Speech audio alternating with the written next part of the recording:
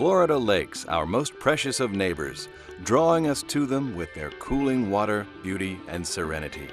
It's no coincidence most of our great civilizations began on the shore of a water body. Man has always relied on proximity to water for food, recreation, transportation, and trade, and waterfront property carries great value. Today, society is no different. Developers target shorelines, and many of us own a home with direct access to surface waters.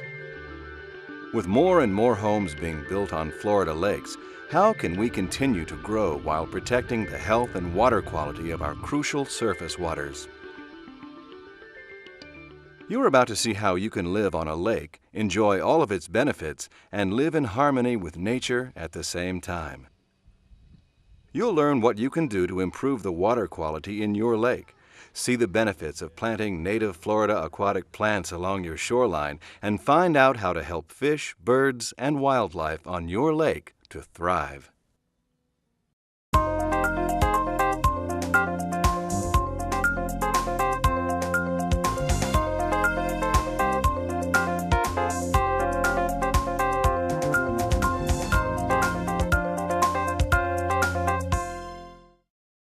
This program is made possible by OUC, the reliable one, committed to weaving sustainability through everything they do, while providing clean, reliable, and affordable energy and water to their customers. Learn more at ouc.com.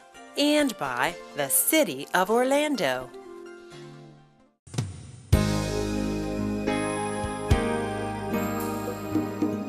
Healthy lakes are vital to our quality of life here in Florida. Healthy lakes support an abundance of fish and wildlife. Healthy lakes help to increase property values for homeowners who live on a lake. And healthy lakes support an abundance of recreational activities such as swimming, boating, fishing, and water skiing.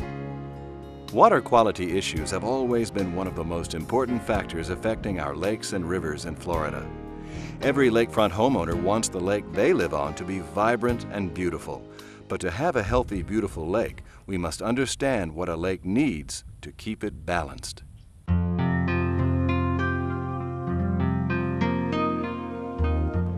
Florida has almost 8,000 lakes and 50,000 miles of rivers and streams.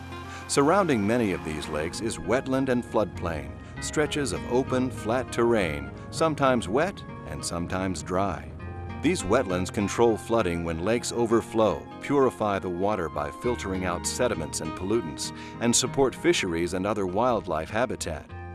These wetlands are vital to the overall health of our lakes and rivers in Florida.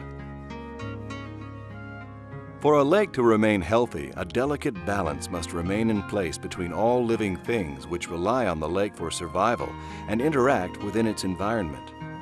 This balance includes microscopic organisms, plants, insects, fish, birds, mammals, and many other living creatures. Green plants in the water are the building block of all life in a lake. These plants are nourished by nutrients such as phosphorus and nitrogen, which enter a lake through a variety of natural and unnatural sources. These nutrients act as basic fertilizer and are required to make water plants grow. Within the lake, these nutrients can be recycled, while more continue to be washed in from land surrounding the lake. Over time, nutrients in soil, plant, and animal material build up in the lake as productivity increases. As plants in the lake die back at the end of each growing season, they enrich the sediments with more organic material and nutrients. As both microscopic and rooted plants continue to grow in increasing volumes, enriching the bottom of the lake, ultimately the lake fills in. Layer upon layer of partially decomposed plant and animal material and silt cause the lake to be transformed into a wetland and eventually into a meadow or a marsh. This transition marks the end of a lake's life.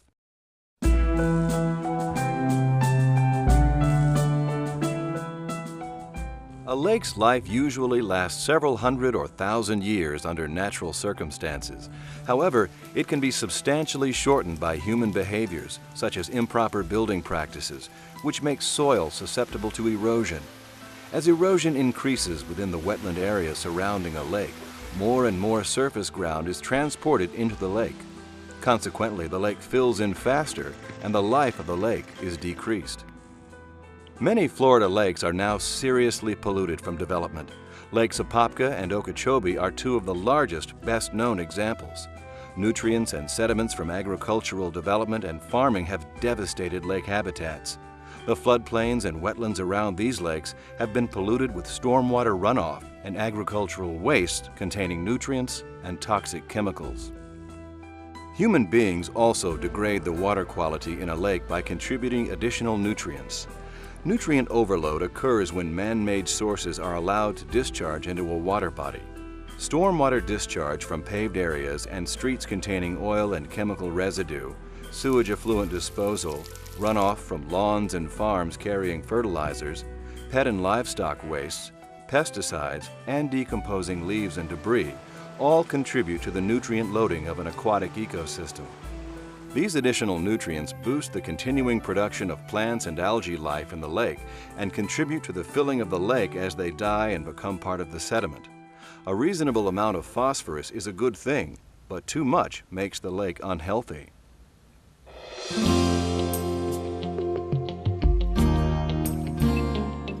If there is one key element in improving your shoreline's ability to keep the overall lake healthy and attract and support wildlife, it is the addition of native plants along your shoreline. Unfortunately, aquatic plants are often undervalued by lakefront homeowners. Many people would rather not have them in their favorite swimming hole or boating area. But the presence of aquatic plants is natural and normal in lakes, and in fact, aquatic plants are an important link in a lake's overall life system. Here are a few benefits of aquatic plants that you might not be aware of. Submersed and emergent plants guard shorelines from erosion due to wave and current action. Aquatic plants can help clean pollutants from the water. Aquatic plants can also help increase water clarity by securing sediment at the bottom of the lake. They also improve water clarity by utilizing nutrients that would otherwise be used by algae. Aquatic plants furnish habitat for small animals such as aquatic insects, crustaceans, and snails and small fish. These small animals are the basis of the food chain and supply nourishment to fish and waterfowl. Studies show vegetated areas support many times more of these tiny creatures than do unvegetated areas. Aquatic plants provide food for many other animals as well. Ducks and geese eat the seeds, leafy parts, and tubers of many water plants. Songbirds use fluff from cattails as nesting material and eat the seeds of many emergent plants. Otter, beaver, muskrats, and turtles will graze on a variety of aquatic plants. Young fish and amphibians will use the aquatic plants as cover from predatory fish and birds. This, coupled with the abundant food supply plants offer, make aquatic plants wonderful nurseries for baby fish, frogs, and salamanders.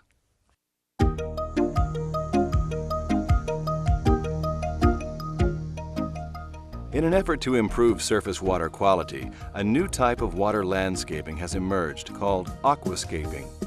Aquascaping is the planting of aquatic and wetland plants for the enhancement, restoration, or creation of freshwater systems. It's really important to have a vegetated lakeshore. Native plants are very important. They help protect the water quality of the lake. Native plants uptake excess nutrients. They filter the stormwater. They even help prevent erosion. They hold the soil in place and they trap the sediment, and they create a beautiful natural habitat for our fish and other wildlife that live in the area. Imitating nature is difficult at best, and even aquascaped areas that appear successful in terms of plant establishments may not be working in a natural manner. In fact, the wildlife values of created wetlands are virtually unknown. However, much advancement has been made in learning how to aquascape using selected native aquatic plants. Creating a shoreline as close to that created by nature before invasive aquatic plants were introduced is the goal of aquascaping. In return, this plant-filled shoreline will improve water quality in your lake and help establish a healthy ecosystem including fish, birds, and wildlife. Different types of wetland systems can be aquascaped, including lakes, retention ponds, and other low-lying drainage areas. As a lakefront homeowner, you can elect to hire a trained professional from a reputable nursery to aquascape your shoreline, or you can do it yourself. When we moved into the house, we had a very big overgrowth of weeds, and we decided that we wanted to aquascape the lakeshore. So we had someone come in and kill the weeds and pull them out, and then it was replanted with things that were very familiar and eco-safe to the lake. Some of it was pickerelweed, some of it was cannas, and we left the water lilies also to buffer. So we really enjoy it, and we love just sitting out on the dock, even on the weekends or even the evening, to watch the sunsets. When we first purchased the lot, it was loaded with overgrown vegetation and undesirables, and even some old tires and even a few beer cans, even in Lake Tibbet. We cleaned it all out and then got all the permits to clean it out and replanted the entire shoreline with sawgrass and arrowhead and pickerelweed and water lilies and a variety of other water vegetation. I think we owe it to the chain and to any lake to not disturb the natural environment, and rather to live within it instead of it, which most people seem to do. And it's worth the investment to have the wildlife around. It's a nice view when you're sitting at your lakefront, which I'm sure a lot of people do, and it makes sense.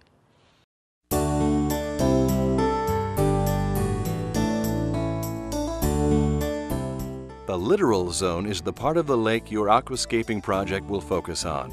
The littoral zone is the shallower edge of the water body where the majority of plants grow. This is where the light penetrates to the lake bottom and the water is shallow enough for plants to emerge above the lake's surface. The littoral zone is extremely important to the health of the lake. It acts as a buffer between the lake and the land surrounding the lake. Removing the littoral zone to make white sand beaches can have devastating impacts on wildlife, fish, and other forms of life living in the lake. These shallow waters can hold astonishing quantities of life. Lakes with the most diversity of animal and plant life are those containing many islands, small coves, and peninsulas, and thus more littoral zone habitat.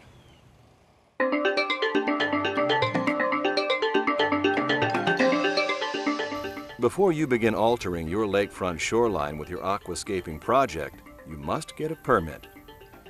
Any disturbance to the lake bottom or removal of plants already in the lake will have an impact on your lake. This impact is hard to predict because of the complexity and differences in communities of organisms and in chemical and physical conditions from lake to lake. Once a lake's ecosystem is disturbed, a new balance must be achieved. What the new balance will look like or how rapidly it will occur is not always easy to know. That's why state and local environmental agencies must approve any aquascaping project before it's begun. Most projects involving planting or removal of aquatic vegetation require a state permit from the Florida Department of Environmental Protection, Bureau of Aquatic Plant Management.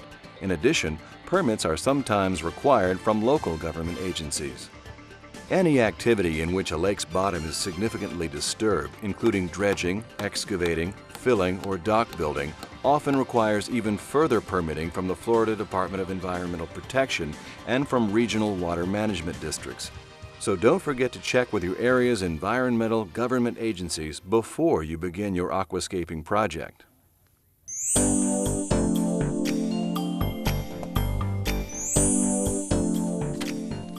Now that you've got your permits, you're ready to move on to the next step in aquascaping your shoreline. Before you start planting good plants, it's a good idea to remove the bad plants.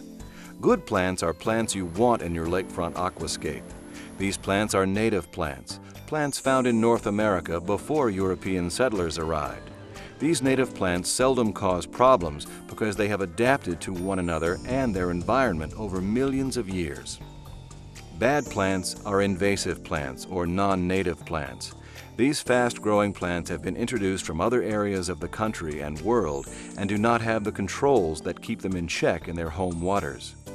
Problems arise when non-native plants become so numerous they crowd out desirable native plant species, which are important sources of food and shelter for wildlife. Invasive plant overgrowth can also prevent recreational activities such as swimming or boating. When growth becomes very dense, exotic or invasive plants can choke a water body, thus limiting the water-atmosphere interaction and depleting oxygen supplies in the water. This can cause a fish kill. 5 of the most common invasive weeds encountered by Florida homeowners include alligator weed, torpedo grass, cattail, taro, and hydrilla. If you see invasive plant overgrowth in your natural waterways, report it to your local or state agricultural agent, extension office, or natural resource management agency. There are 2 methods you can use to get rid of the exotic or non-native plants along your shoreline before you plant your native plants. One method is chemical control, also known as herbicides. Several types of herbicides are approved to manage invasive aquatic weeds and are often used in public lakes and rivers. Physical control is another method used to control invasive aquatic weeds. This includes hand-pulling or cutting plants to remove them. Once the exotic or nuisance plants are dead, they should be removed and disposed of.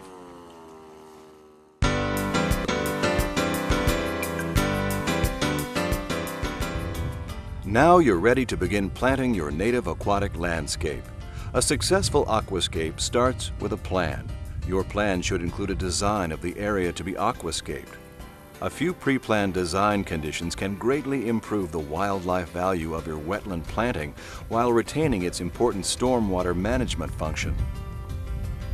Should you decide to improve your lakefront with aquatic plants, knowing where various plants live along the shoreline will help tremendously when making your overall plan. Aquatic plants take on many different forms. Some grow rooted in shallow water with much of the plant sticking out of the water. These are called emergent plants. Other aquatic plants grow almost completely under the water and are called submerged plants. Still other aquatic plants are rooted and have floating leaves. Plants should be placed along the shoreline shelf in the littoral zone according to their preferred growing area. These areas are divided into 4 zones. Zone D is the deepest part of the littoral zone, from 2 to 5 feet deep. This is where submerged and floating leaf plants grow best. Zone C is from 1 to 2 feet deep. Here is where emergent plants thrive. Zone B is from 1 foot deep in the water to 1 foot above the normal water line. Emergent and shoreline plants grow best here. Zone A is from 1 foot above the normal water line to 2 feet above the normal water line. This is where water-loving trees flourish. The most important part in developing an aquascape plan is determining the normal water line in your lake. The normal water line is the level at which your lake usually maintains itself. The simplest way to identify your lake's normal water line is to contact your county's environmental agency. Now that you've determined your normal water line, it's time to identify the size of the area you want to be aquascaped and the location and dimension of each planting zone. Remember to begin all your measurements from the normal water line. Next, determine the square footage of each zone by measuring its respective length and width. Then compose a site plan like the one shown here. Now it's time to identify the plant species most appropriate for your lake's planting zones. Remember that different plants are adapted to grow best in different depths of water, so choose species appropriate for their specific zone. To help select your plants, you can obtain a list of commercially available native plants, including their recommended planting depth, from your local aquatic nursery.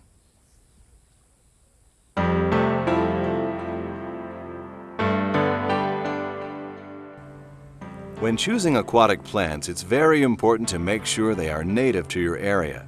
Whether you shop at a store, through a catalog, or on the internet, choose a reputable nursery. Ask if the vendor is aware of what species are regionally and federally restricted.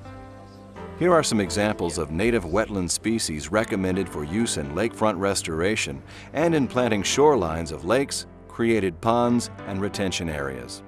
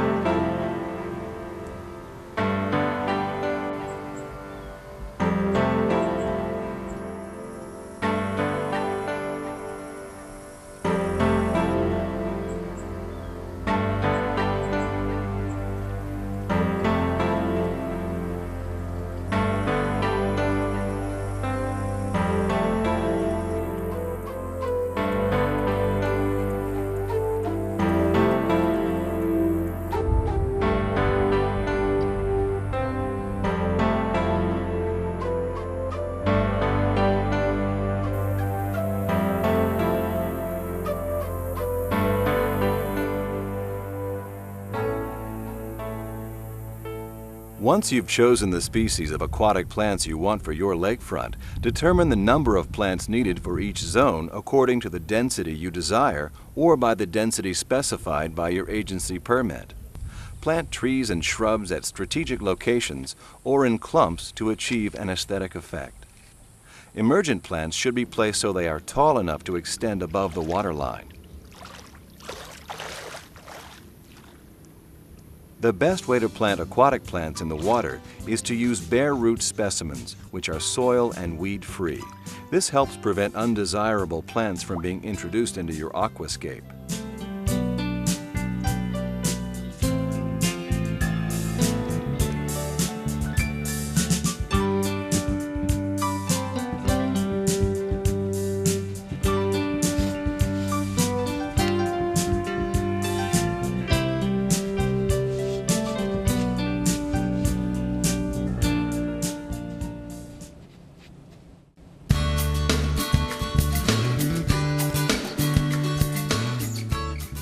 Now that you've installed your native shoreline plants, you'll need to maintain them. Maintenance simply requires weeding out unwanted exotics. Regular maintenance of your new aquascape is especially important during the first year to make sure your plants take hold. Be careful to remove any reappearance of non-native plant species before they have time to seed.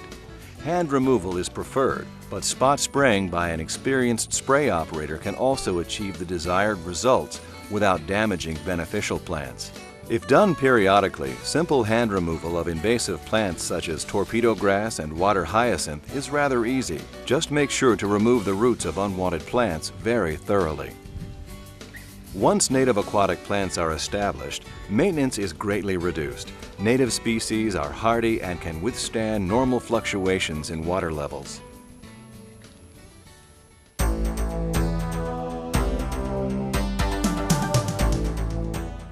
Extensive development has increased the appearance of retention ponds in our Florida landscape. These man-made ponds have replaced many of our natural wetlands. Retention ponds, like wetlands, have a specific job to do: capture and filter stormwater before it reaches our lakes and aquifer.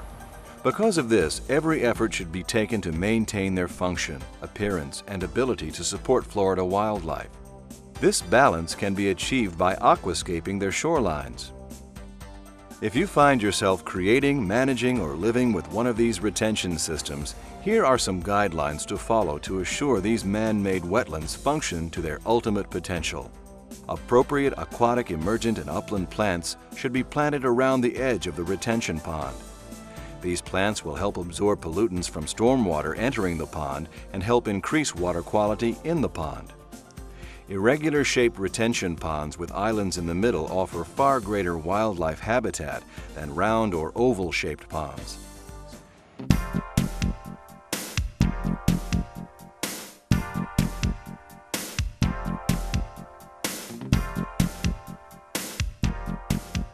Thank you for taking the time to watch this important program and learn more about restoring Florida's lake shores. Individual lakefront homeowners and citizens can do a great deal to improve the condition of our lakes here in Florida. Now that you're armed with the information you need to keep the lake you live on healthy, please help change things for the better. If you would like more information on lakefront restoration or aquascaping, please contact the government environmental agency in the county in which you live, or call one of these agencies for assistance.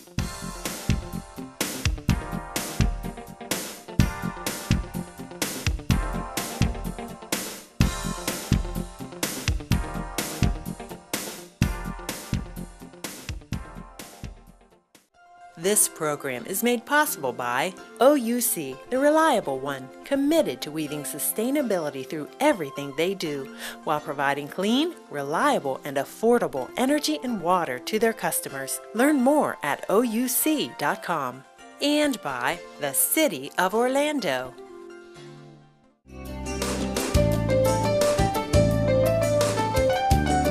To share your feedback about this program or to order a copy of Restoring Florida's Lakeshores with Aquascaping, plus additional programs in the Wildlife Matters series, please visit our website at www.naturewisetv.org.